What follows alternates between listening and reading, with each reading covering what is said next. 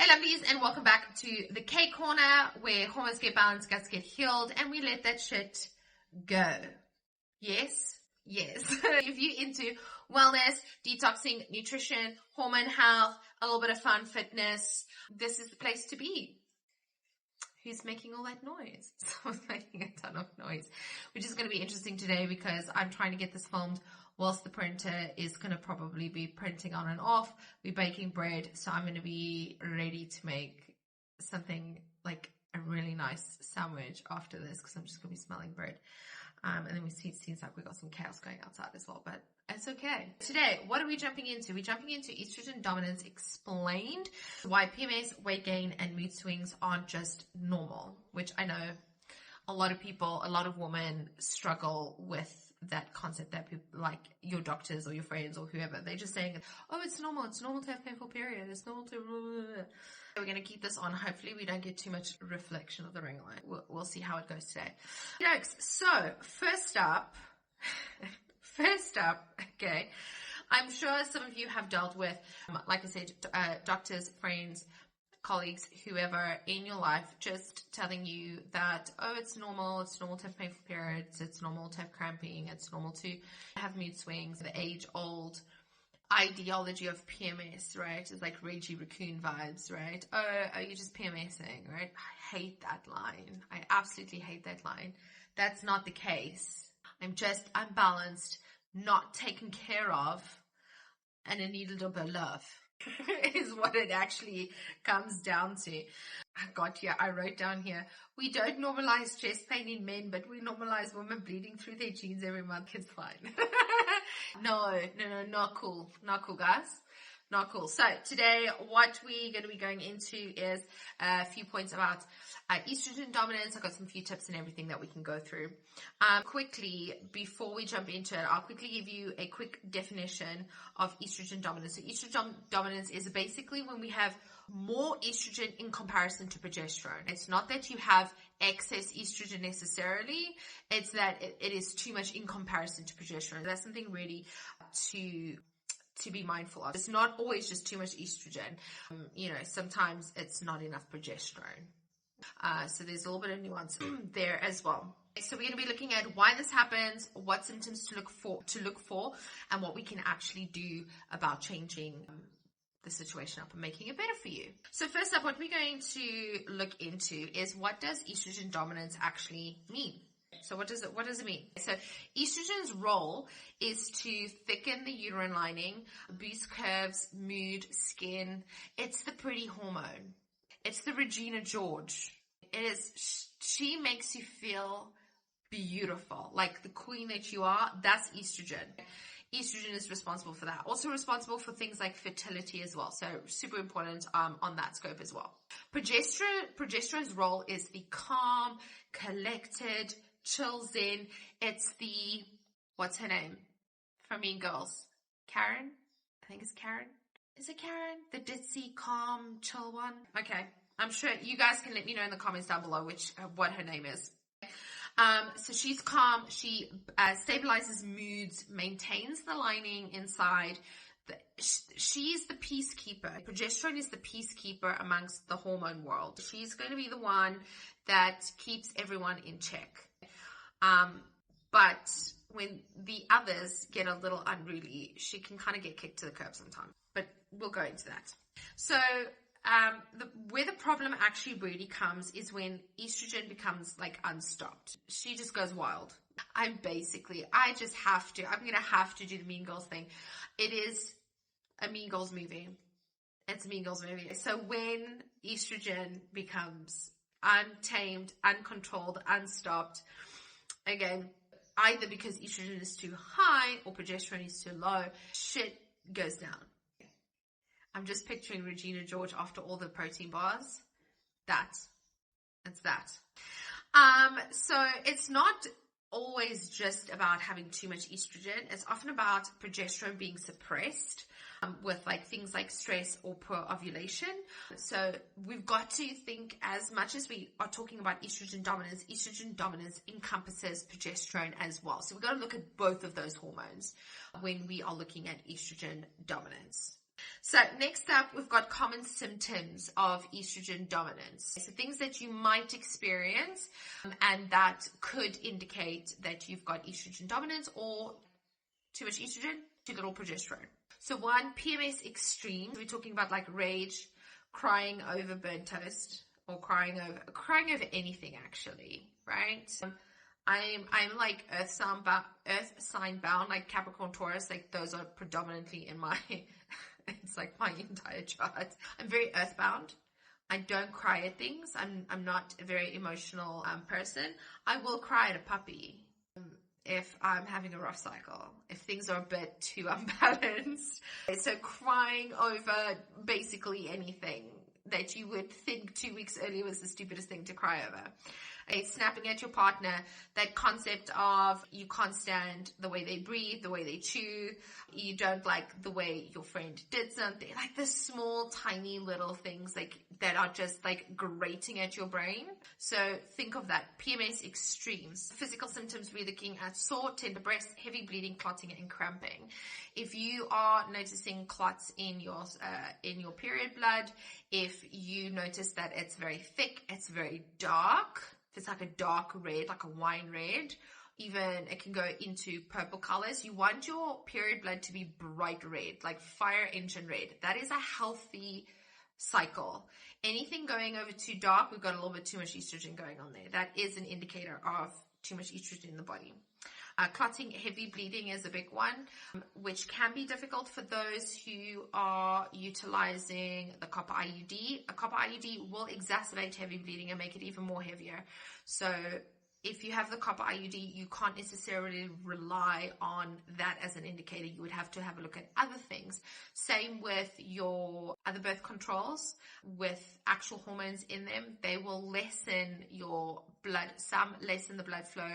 Some will lessen certain symptoms. So you would have to be really, really conscious. If you're using birth control, you have to be very conscious of your symptoms and what you notice, because birth control can subdue or hide some of these symptoms. Like I like to call birth control, it's a band-aid. We just hide the problem. Okay. Body changes. So weight gain. We're looking at the hips, the tummy area, the thighs, and the butt. So things like saddlebags and the weight around your hips and your stomach, that can be estrogen. It can also be cortisol. But your saddlebags on the side of the thighs, glutes, is a very common indicator of too much estrogen. Water retention and bloating. Bloating is quite a common thing, but again, you could be bloated with literally anything. You could eat the wrong foods and you could be bloated. Be mindful. I always advise all my clients, take as many notes as possible. Write down all your symptoms. Doesn't matter how crazy or how small or how big.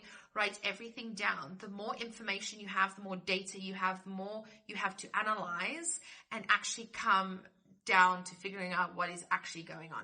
Usually it's not just one thing. It is sometimes a couple of things, but really good to as a side note.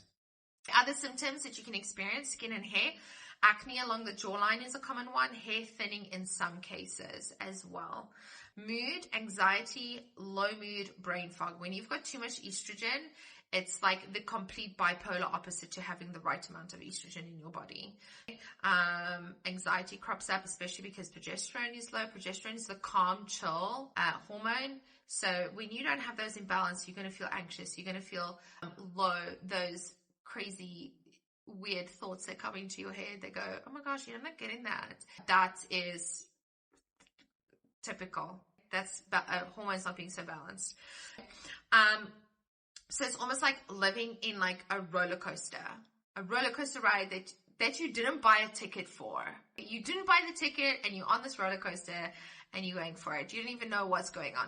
Most of the time, most of my clients don't even realize what is going on because we just assume that it's normal, or people tell us it's normal. So make notes of all these symptoms and everything, right? There could be a bigger thing lying. It could just be as simple as just like a bit of a hormone imbalance, right? But I've always advised all my clients, you guys on here, all on my social media, always advise everyone, every single woman should have a journal and should be jotting down their symptoms throughout their cycle. This is data. It's usable data. It's information. And when you want to go see a doctor, a practitioner, a naturopath, whoever you want to see, whichever practitioner you would like to is best suited for you, you've got all this data to help them, and they can go, oh, this is so helpful. Most of the time we go to the doctor and we're like, doc, I'm feeling really tired lately. And they're like, cool. Well, I'm just going to put you on the pill. What do you expect your doctor to do if you just go in and you say, I'm tired and I've got headaches? It could be anything, right? Then you're running full bloods, you're doing all these tests, or your doctor just goes, well, here's the pill and like get on with it kind of thing. Like, it's normal. Get the data, get the information. It's helpful. Not only will it help your doctor or your practitioner, it's helpful to you. You start understanding your body. You can then advocate for yourself. Right, next up, root causes of estrogen dominance. How does this start? Where do we eventually get to? How do we eventually get to something like estrogen dominance? So first up, we're going to talk about liver load. So if your liver is sluggish, it's not clearing out the excess estrogen, which there is a video. I did go into this in depth. I will tag it up so you guys can go check it out. It goes over the concept where, what did I say?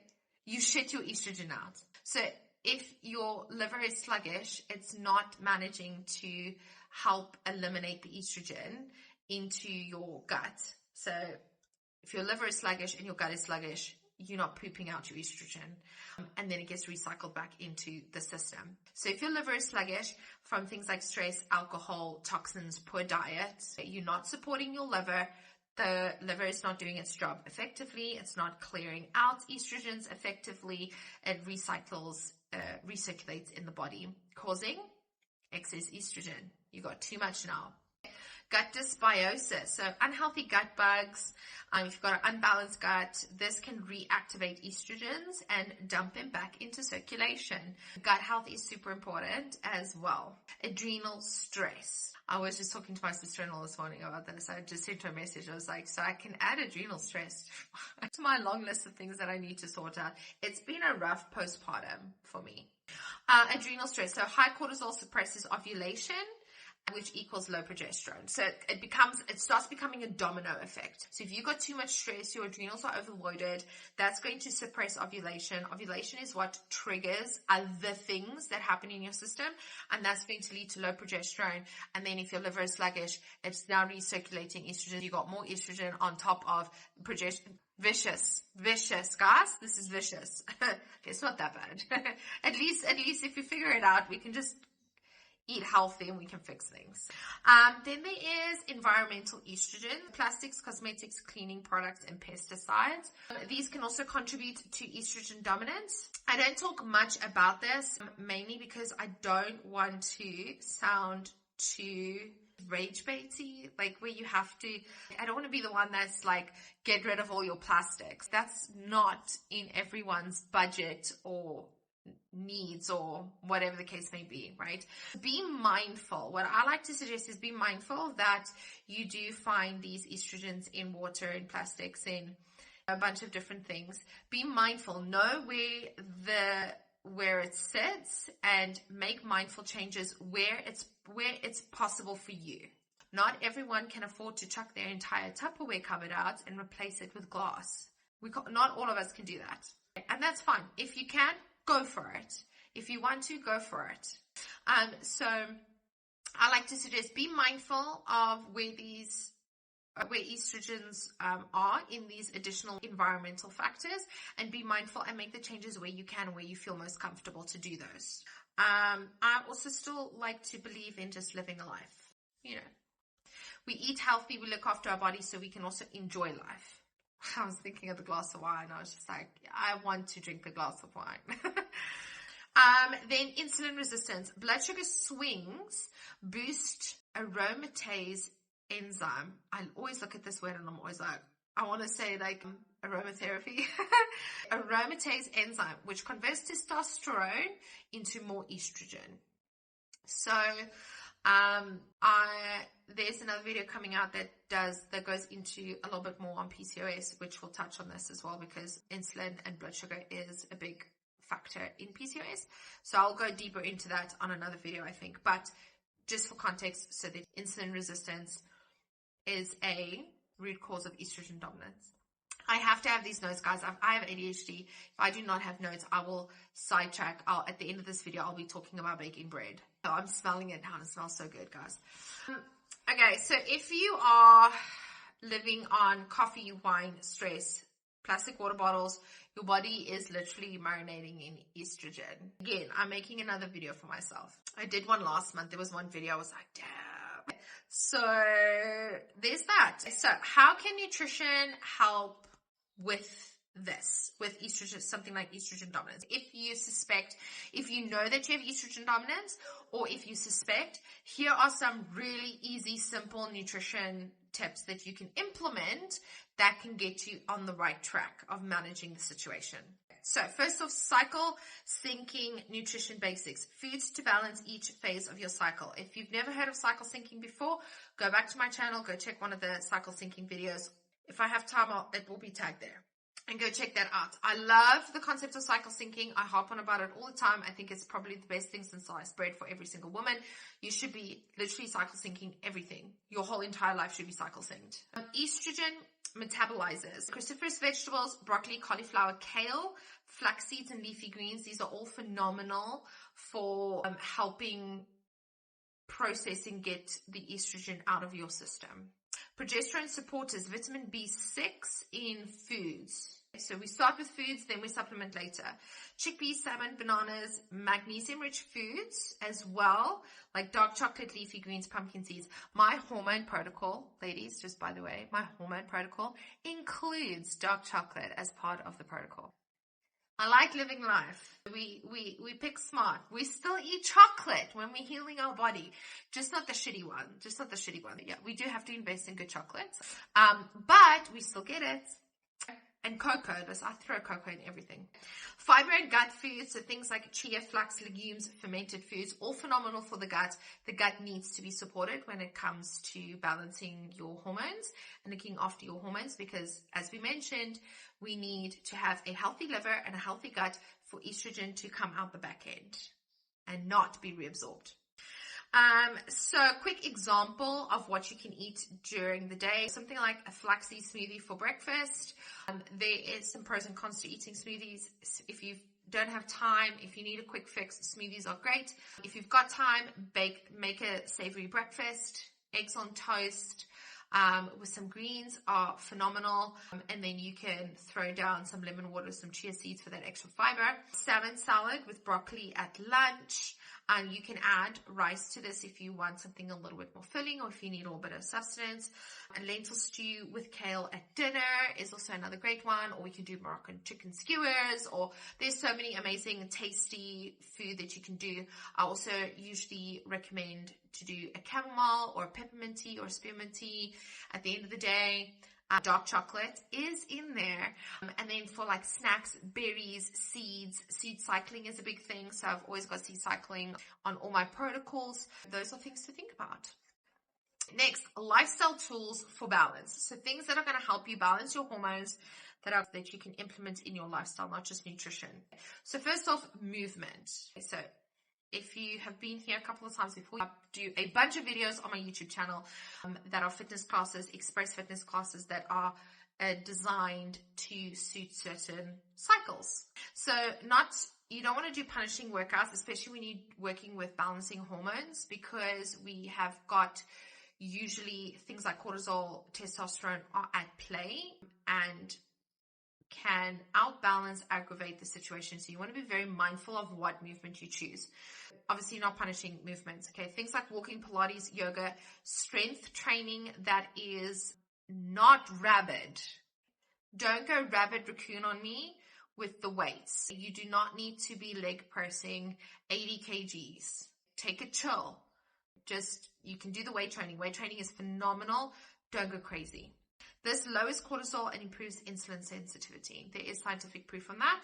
I will make an effort this time to reference those research articles downstairs. Then mindfulness, nervous system regulation supports ovulation, which in turn supports progesterone.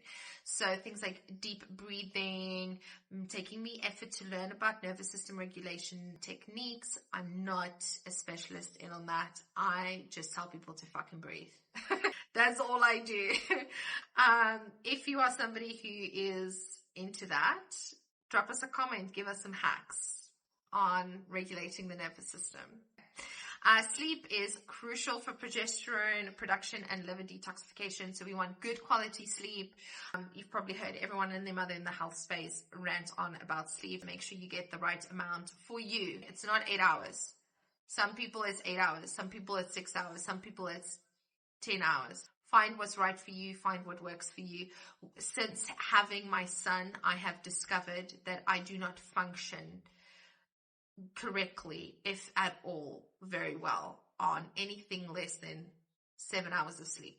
I am a tyrant. My poor husband, who he has to deal with. The woman who got 4 hours of sleep, that woman, I don't know her, and I'm not responsible for how she is. She's crazy. I do not do well. I need good sleep. I need a decent amount of sleep. Find what's right for you and make sure it's good quality sleep. Make sure you've got good sleep hygiene. If you want more tips on this, I've got some sleep hygiene tips in my biohacking. It's a freebie. Go down in the inbox, go to my stand store. There's a biohacking freebie. You can go check all the awesome, cool tips. It's there or it's in my hormone protocol. One of the two. Just get them all and you'll have all the information. just get all the freebies, buy all the ebooks and you'll be fine. You'll be sorted. Okay. Reducing toxins. So switching plastic for glass or stainless steel and for cleaner skincare. This is usually the one thing that I work on last with clients because it can be an incredibly overwhelming thing. It is also not the easiest thing to replace. It's not like you finding clean, wholesome products on the grocery aisles. Like it's clean products aren't as readily available. So make the changes where you feel comfortable and when you have capacity and you have the finance and you have the time and all that kind of good stuff. But it's good to start educating yourself on where these toxins are sitting. So you don't need to burn sage and live off kombucha, even though both of those are great. I'm sitting here going, you don't need to do that. But if you want old Sandra in the corner to fuck off out of your house, do the saging. It actually just comes down to making small swaps, small changes, and it doesn't have to be all at once. It can be little here, little there. You make the changes, you create the habits, and next thing, before you know it, it's simple, easy. Make a goal for yourself. When my shampoo and conditioner is finished, I will make sure that I have a new shampoo and conditioner that is better, that I've done the research on, that I really like, that is a good quality, and that's the one I'm going to buy when the one finishes. So, because we don't want to waste either. There's those things. So that is it. That is absolutely it, guys. That's all the goodness for this video today. If you're looking for more info on nutrition specifically, you can go ahead into the description box below. You can go grab my Harmonizing Your Hormones ebook guide. It's a massive ebook filled with all the things that you could need to know about harmonizing your hormones. It comes with a meal plan. All the recipes are included there as well. So that's super fun and exciting. Or if you're looking for something a little bit more interactive, you can go ahead and jump into my 28-day cycle syncing program, which is the entire thing is created specifically for you to learn about your cycle. It is for you to implement new strategies over the course of the month for each phase of your cycle so you can better understand yourself, better be in tune with your body, know what to eat, know how to work out, all that good stuff. It's absolutely jam-packed full. It's got a community attached to it as well. So there is a bunch of women going to get together and go do some dancing around the moon.